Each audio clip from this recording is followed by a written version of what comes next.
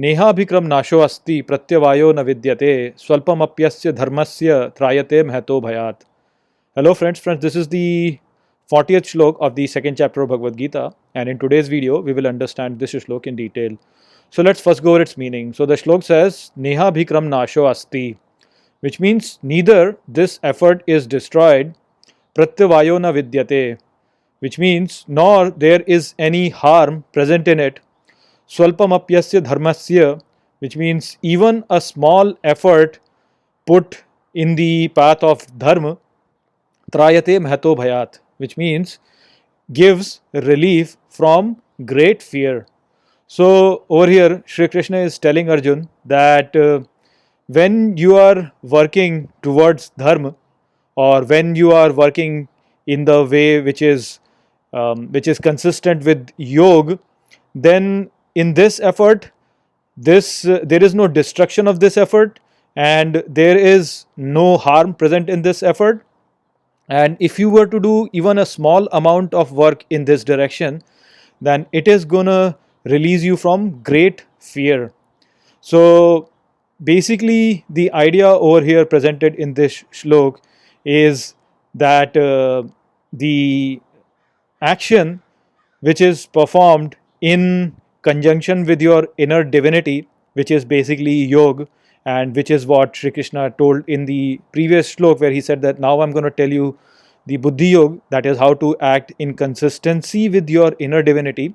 So whenever you are performing an action which is in consistency with your inner divinity, then there is absolutely no harm in doing that action, no matter how bad that action seems to be. And the merit that you get in performing that action is never destroyed. So you will always attain the merit by acting in that fashion. And then he says that when you act like this, it is going to release you from the great amount of fear. So the problem that we have in this life in itself is fear. Fear is one of the very stark, or you can say very strong emotions that we feel. It is one of the basic emotions that we feel. And this emotion of fear actually comes because of our identification with our own existence, and the fear of losing this existence itself. So basically, we have been granted this boon of existence by the divinity, and of course when we will die, then this existence to a certain extent seems to us to have been taken back from us. And when that happens, then that leads to a lot of fear, because our existence is something that we value a lot. Unfortunately, we look at it in the wrong direction. We look at it in our body, and because we look at it in our body, it leads to a lot of fear that we will lose our existence. And with this fear, we do all the sort of bad actions that we see. So as an example, you can see the farmer protest that has been going on in India right now. So this farmer protest is coming because of the fear of the farmers that they will lose their land or they will lose their occupation. So this fear that is coming in them is coming because they will lose they will lose their subsistence or their way to earn food. Because they will lose their way to earn food, they will become poor. Because they will become poor, they will not have the resources to live a good life. Because they will not have the resources to live a good life, they will be living a very miserable life. A miserable life will not last very long. When it will not last very long, they will die.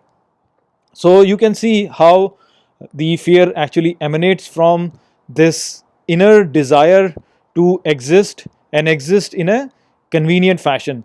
So that is the problem. Now, if you were to realize the truth that we are never born and we never die, when you realize that there is an inner divinity inside us, it is this divinity which is our true essence, and nothing can happen to this inner divinity no matter what, then this will calm your mind down. And when it will calm your mind down, then you will realize that what is right and what is wrong. And you will realize that, the things that you are really worrying about, all this property, all this wealth, all this reputation that you are looking for, those things are all impermanent, and they are basically just like clothes that we wear and we throw off. So if that is the case, then you should not really worry about all these things. And so this fear that is emanating from inside you, that fear is going to extinguish, because you will realize that the things that you're worrying about are never yours in any case. So when that fear is gone,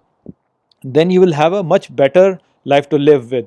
So that is what Sri Krishna is telling over here, that when you will live your life in conjunction with your inner divinity, when you realize the inner divinity, when you realize the truth, then you will act in a way which is in conjunction with your inner divinity, because then you know that what you are worrying about actually is not something which is important. What is important for you is to gain spiritual merit. What is important for you is to develop good sanskars.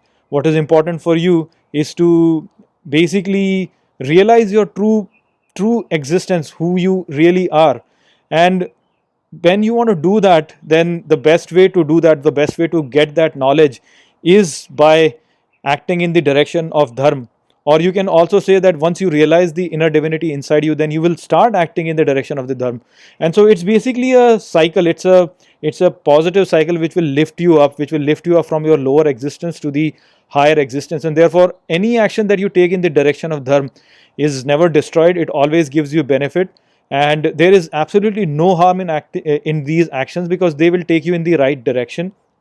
And by acting in this manner, you will be overcoming the fears that you feel. So that is the whole idea that is mentioned over here, that you should act in conjunction with your inner divinity, so that you're acting in the direction of dharma. That is the only action which will bring you merit. So I hope I have explained this shlok well to you. With that, I'll close this video. I'll see you all in the next video. Take care.